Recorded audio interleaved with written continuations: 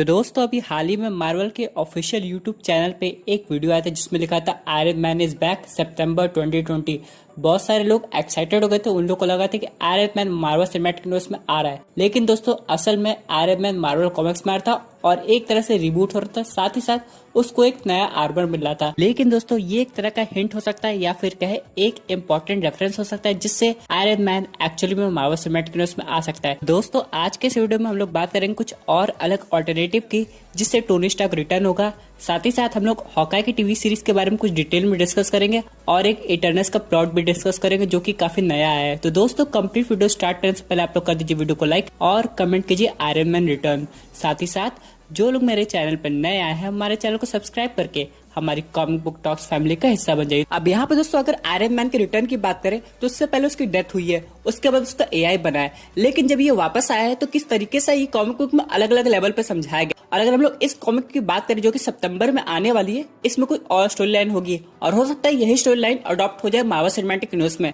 अगर हम लोग देखें तो आयरन मैन को मार्वल सिनेमैटिक यूनिवर्स में लाने के बहुत सारे तरीके हैं। हम लोग ने ये तो डिस्कस कर लिया था कि कैसे आयरन मैन को किसी दूसरे यूनिवर्स से लाया जा सकता है, लेकिन कभी हम लोग ने ये बात नहीं कही थी कि आयरन मैन खुद अपनी मर्जी से इस यूनिवर्स में आए क्योंकि उसके यूनिवर्स में कोई खतरा आ गया हो। अब यहाँ पे अगर हम लोग खतरे की बात करें तो बहुत सारे विलन्स हो सकते हैं जो कि उस यूनिवर्स में पहले से आ गए हो। अगर हम लोग बात करें सबसे इंपॉर्टेंट विलन की जो कि कैंग द कॉन्करर, जो कि आयरन मैन के अलग अलग वर्जन को मारने आया होगा और उसी में से एक आयरन मैन का वर्जन आके वहां पे बच गया होगा और उसकी दुनिया खत्म हो गई होगी। तो फिर बाद में हम लोग रियलिटी में आके हम लोग को बताता है कि बच के रहना, एक नया सुपर विलन आने वाला है। लेकिन अब उसके पास कोई ऑप्शन नहीं होगा दूसरी अर्थ में जाने का क्योंकि वो अर्थ पहले से डिस्ट्रॉय हो चुकी है और इसीलिए वो मार्वल की मेन टाइमलाइन में रह जाता है। ये एक परफेक्ट अपॉर्चुनिटी हो सकती है आयरन मैन को लाने की। इससे ये होगा कि आयरन मैन को हम लोग वापस नहीं भेजेंगे बल्कि अपनी यूनिवर्स में परमानेंटली बैठा देंगे। लेकिन दोस्तों यहाँ पे एक क्वेश्चन आ रहा है, जिस यूनिवर्स से आयरन मैन आ रहा है हम लोग की यूनिवर्स में, वो यूनिवर्स कैसा है? क्या वो पास्ट यानी कि पुराने यूनिवर्स है या फिर प्रेजेंट यूनिवर्स है या फिर फ्यूचर यूनिवर्स है? अब यहाँ पे अगर फ्यूचर यूनिवर्स होगा तो रॉबर्ट डॉनी जूनियर के आने की पॉसिबिलिटी बहुत ज्यादा है। लेकिन अगर Marvel studios young iron man को कास्ट करना चाहते हैं तो पास्ट यूनिवर्स से भी ला सकता है। लेकिन दोस्तों यहाँ पे एक बात है, रॉबर्ट डॉनी जूनियर ने ऑलरेडी इनडायरेक्ट वे में कह दिया कि वो वापस आने वाले हैं, इसलिए हो सकता है जो आयरन मैन आएगा वो प्रेजेंट सिनेरियो का ही होगा और वो ज्यादा ओल्ड नहीं हुआ होगा और हम लोग के साथ यानी कि बाकी एवेंजर्स के साथ मिलके एक नई फाइट कर सकता है। अब यहाँ पे अगर हम लोग इसके आर्मर की बात करें जो कि डिस्कस हो रहा था कि कॉमिक बुक में आयरन मैन को फिर से नया आर्मर मिलेगा, उसका कॉन्सेप्ट क्या होगा?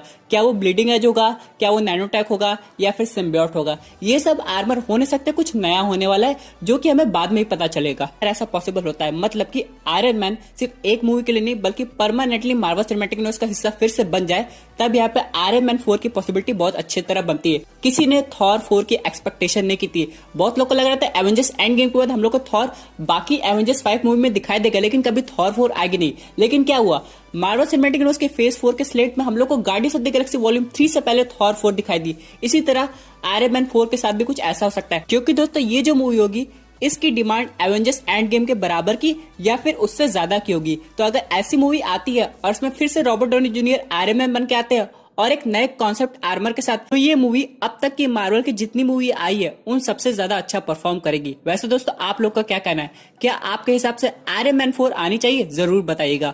और यहाँ पे दोस्तों मैं एक और बात करना चाहता हूँ, आयरन मैन की बाकी टीम अप्स भी हो सकती है, यानी कि जो हम लोग बात कर रहे थे captain Marvel versus iron man जिसे हम लोग कहते हैं सिविल वॉर 2, वो एक्चुअली पॉसिबल होगा करंट यूनिवर्स में ही। क्योंकि दोस्तों जिस तरह एवेंजर्स एंड गेम में थेनोस वापस आ सकता है, गमोरा जिसकी डेथ एवेंजर्स इन्फिनिटी वॉर में हुई थी वो भी वापस आ गई है और अब तो वॉल्यूम 3 में वो नई टीम का पार्ट भी बन गई है, उसी तरह टोनी स्टार्क भी वापस आएगा। और इन सब के अलावा लोगों का एक और क्वेश्चन है कि क्या कैप्टन अमेरिका क्रिस इवंस वापस आ रहे हैं? क्योंकि दोस्तों हमने एवेंजर्स एंड गेम में देखा था कि कैसे कैप्टन अमेरिका ने टाइम ट्रेवल किया था और वो अपनी लाइफ कंप्लीट कर चुके हैं। दोस्तों यहाँ पे एक इंटरेस्टिंग बात यह है कि जो रॉबर्ट डॉनी जूनियर हैं वो क्रिस इवंस को कन्विंस किए थे कि उन्हें कैप्टन अमेरिका का रोल करना चाहिए। क्रिस इवंस काफी ज्यादा नर्वस थे इस रोल को करने के लिए, लेकिन किसी तरह जब वो कन्विंस हो गए तो प्रॉपरली ये रोल किए और ये रोल कितना ज्यादा फेमस हुआ आप सब लोग जानते हैं। इसी तरह कैप्टन अमेरिका भी वापस आ सकते हैं और फाइनली हम लोग को पूरी की पूरी एवेंजर्स टीम फिर से देखने को मिलेगी। लेकिन अभी भी एक एवेंजर मिसिंग है जो कि है ब्लैक विडो। और मैं मानता हूँ कि ब्लैक विडो मूवी एक प्रीक्वल है, लेकिन कुछ ना कुछ पोस्ट क्रेडिट सीन में ऐसा हिंट जरूर होगा जिससे ब्लैक विडो का आगे के फ्यूचर पता चले। ये दोस्तों बात करते हैं अपने अगले अपडेट की जो कि रिलेटेड है हॉकाई की टीवी सीरीज से। यहाँ पे ये कहा जा रहा है कि हॉकाई की टीवी सीरीज में सिर्फ हॉकाई केट बिशप को ट्रेनिंग नहीं देगा बल्कि उसका पास्ट दिखाया जाएगा। अब बहुत लोग सोच रहे होंगे पास्ट से सिर्फ उसकी ओरिजिन स्टोरी दिखाई जाएगी। नहीं दोस्तों, यहाँ पे जो रोनिन का पास्ट है, थैनोस के स्नैप की वजह से अपनी फैमिली को खोने के बाद कैसे रोनिन बना, और इन सब के अलावा जो उसकी बेसिक ओरिजिन स्टोरी है जो कि कॉमिक बुक में दिखाई गई है वो भी दिखाई जाएगी। यहाँ पे हॉकाई का एक भाई भी था, हो सकता है बाद में रिवील हो जाए, और बुडापेस्ट वाली जो बात है जो कि ब्लैक विडो मूवी में फाइनली रिवील होगी उसका भी कोई कनेक्शन दिखाया जा सकता है। क्योंकि दोस्तों हम लोग जब से एवेंजर्स पार्ट 1 थी तब से परेशान है कि भाई वहाँ पे क्या हुआ है हॉकाई और ब्लैक विडो के साथ। अब यहाँ पे हम लोग केट बिशप की स्टोरी पे ध्यान दे तो केट बिशप के जो फादर थे वो एक क्रिमिनल के लिए काम करते थे और केट बिशप और डिटेल में उनके काम को जानने के लिए उनका पीछा करती थी। बाद में जो क्रिमिनल था जिसके लिए उसके फादर काम करते थे वो उसको किडनैप कर लिया था, लेकिन वो किसी तरह बच जाती थी क्योंकि उस क्रिमिनल को पकड़ने एवेंजर्स आ जाते थे। यहाँ पे जब केट बिशप हॉकाई को पहली बार देखती थी तो वो हैरान हो जाती थी कि हॉकाई बिना किसी सुपर पावर के सिर्फ बो एंड एरो के साथ ही कितना अच्छा काम कर रहा है और वो मेन एवेंजर्स टीम का मेंबर भी है। इसलिए वो हॉकाई को कन्विंस करती थी कि उसको ट्रेनिंग दे क्योंकि उसे अब हॉकाई जैसा बनना था। तो यही से स्टार्ट होती है केट बिशप की स्टोरी लाइन और यहाँ पे हम लोग देख सकते हैं कि हॉकाई कैसे केट बिशप को ट्रेनिंग दे रहा है। अब यहाँ पे सबसे इंपॉर्टेंट बात यह है कि जो यंग एवेंजर्स मूवी आने वाली है इसमें केट बिशप हो गई है, एंटमैन की डॉटर हो गई है, शूरी हो गई है, बाकी कौन से मेंबर्स आएंगे ये देखा जाएगा क्योंकि अभी तक आयरन हार्ट जो कि डायरेक्टली कनेक्टेड है आयरन मैन से उसका कोई रेफरेंस हम लोग को मिला नहीं है। लेकिन रॉबर्ट डॉनी जूनियर के कहने पे उनका काफी ज्यादा इंटरेस्ट है कि अब मार्वल स्टूडियोज को आयरन हार्ट पे फोकस करना चाहिए, यानी कि बहुत जल्दी हम लोग को मार्वल सिनेमैटिक यूनिवर्स में एक ऐसी एवेंजर्स टीम मिलेगी जो कि एकदम यूनिक होगी और उसमें पूरे के पूरे नए सुपर हीरो होंगे। वैसे अगर हम लोग बात करें इस टीम के लीडर की तो यहाँ पे स्पाइडरमैन को ही होना चाहिए क्योंकि वो पहला एवेंजर था जो कि बाकी टीम का पार्ट बना था, यानी कि ओल्ड एवेंजर टीम का पार्ट बना था और वो सिविल वॉर में था, इन्फिनिटी वॉर में था, एंड गेम में था और वो तो अब काफी ज्यादा मैच्योर हो गया होगा, इसलिए यंग एवेंजर्स को उसी को लीड करना चाहिए। दोस्तों लेकिन यहाँ पे एक और इम्पोर्टेंट क्वेश्चन आता है। एवेंजर्स एंड गेम के स्टार्टिंग में आप लोग ने देखा होगा कि हॉकाई ने अपनी डॉटर को भी ट्रेनिंग दिया था और उसे अगला हॉकाई बुला रहा था, और आप लोग को पता है ये जो एक्ट्रेस थी वो जो रूसो की रियल लाइफ डॉटर थी। अब यहाँ पे एक और क्वेश्चन आता है, क्या हॉकाई केट बिशप अपनी डॉटर को बनाएगा या फिर किसी और को ट्रेनिंग देगा? क्योंकि दोस्तों अगर ये सीन आया है तो इसका कोई मतलब जरूर बनता है, यानी आगे जाके हॉकाई की डॉटर भी कोई यंग एवेंजर्स टीम का पार्ट बनने वाली है। हो सकता है केट बिशप अलग हो और ये अलग हो, या फिर एक समय पे दो टाइप के हॉकाई मिलेंगे हम लोग को। चलिए दोस्तों बात करते हैं अपने अगले अपडेट से जो कि रिलेटेड है इटर्नल्स के प्लॉट डिटेल से। अब यहाँ पे हम लोग ने इटर्नल्स की पावर्स के बारे में डिस्कस किया था, लेकिन कभी एक कैरेक्टर के बारे में नहीं बताया जो कि है ब्लैक नाइट।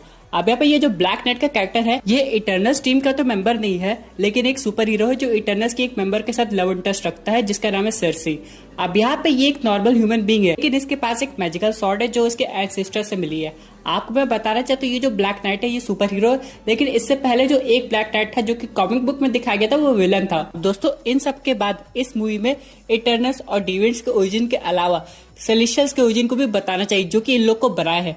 आखिरकार ये लोग कैसे है, यहाँ पे अगर हम लोग कॉमिक बुक पढ़ेंगे तो यहाँ पे इनकी ओरिजिन स्टोरी अलग अलग दिखाई गई, जैसे कि उसमें ये बताया गया कि ये पुराने यूनिवर्स के सर्वाइवर थे और जब बिग बैंग हुआ और एक नया यूनिवर्स फॉर्म हुआ तो ये बच गए, फिर ये इटर्नल्स बनाए। लेकिन दोस्तों कुछ लोग का ये भी मानना है कि डायरेक्टली कनेक्टेड है इटर्निटी से या फिर इनको बनाने वाला एक ही है जो कि है वन अबव ऑल। अगर हम लोग इनके बारे में बात करेंगे तो ये मार्वल के गॉड है, यानी कि ये मल्टीवर्स को कंट्रोल करता है, हर एक लिविंग बीइंग का एस्पेक्ट इनके पास है। इसका मतलब ये हुआ कि हर जगह मौजूद है, ये ओमनीपोटेंट है, ये ओमनी बीइंग है, ये एक तरह से फूड चेन में सबसे टॉप लेवल पे है। इनके ऊपर कोई नहीं, इनको कोई हराया नहीं जा सकता, इनको मारा नहीं जा सकता, इनका कोई फॉर्म नहीं है और यही बनाए थे सेलेस्टियल्स को। लेकिन इसका मतलब ये नहीं कि सेलेस्टियल्स को मारा नहीं जा सकता। यहाँ पे एक और स्टोरी जिसमें ये बताया कि जब सेलेस्टियल्स बच गए थे तो वो काफी अकेले पड़ गए थे, इसलिए उन्होंने अपने आप को बिजी रखने के लिए इटर्नल्स को बनाया और डेविड्स को बनाया। लेकिन इन सब के अलावा उन्होंने एक ऐसी डार्क एनर्जी को बनाया जो आगे जाके इन्हीं के ऊपर अटैक कर दी थी।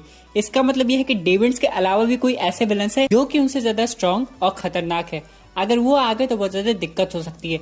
लेकिन यहाँ पे सेलेस्टियल्स ने क्या किया, सेलेस्टियल्स ने उनको दूसरे मल्टीवर्स में कैद कर दिया, यानी कि सेलेस्टियल्स भी मल्टीवर्स को जानते हैं और यहाँ पे उन्होंने इटर्नल्स के अलावा बाकी एलियंस भी बनाए। और कॉमिक बुक में ये तक लिखा है कि सेलेस्टियल्स ने म्यूटेंट को बनाया है, क्योंकि सेलेस्टियल्स हमेशा कुछ न कुछ एक्सपेरिमेंट करते रहते थे। उन्होंने ह्यूमन तक को क्रिएट किया है, उन्होंने इटर्नल्स को क्रिएट करने के बाद एक ऐसा एक्सपेरिमेंट किया जिससे ह्यूमंस में सुपरनेचुरल पावर आ जाए, और वो पावर एक जीन में बदल गई जो कि हम लोग कहते हैं जिसे म्यूटेंट जीन। अब इसी तरह म्यूटेंट्स का ओरिजिन होगा मार्वल सिनेमैटिक यूनिवर्स में।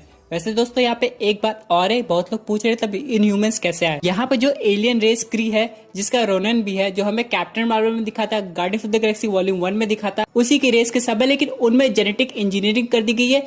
इससे उनके पास भी काफी ज्यादा पावर्स आ गई है। इन ह्यूमंस अलग है, म्यूटेंट्स अलग है। वैसे एक बात और है कि इन ह्यूमन जो है वो चांद पे रहते हैं। तो दोस्तों ये थी कुछ amazing super hero update. I hope आपको पसंद आई होगी। वैसे आपके क्या व्यूज है इस पर्टिकुलर टॉपिक पे, अपने व्यूज जरूर कमेंट कीजिएगा। और दोस्तों अगर आप ऐसी unique super hero content enjoy करना चाहते हैं तो हमारे चैनल को सब्सक्राइब करके हमारी सुपर हीरो फैमिली का हिस्सा बन जाइएगा। Thank you for watching.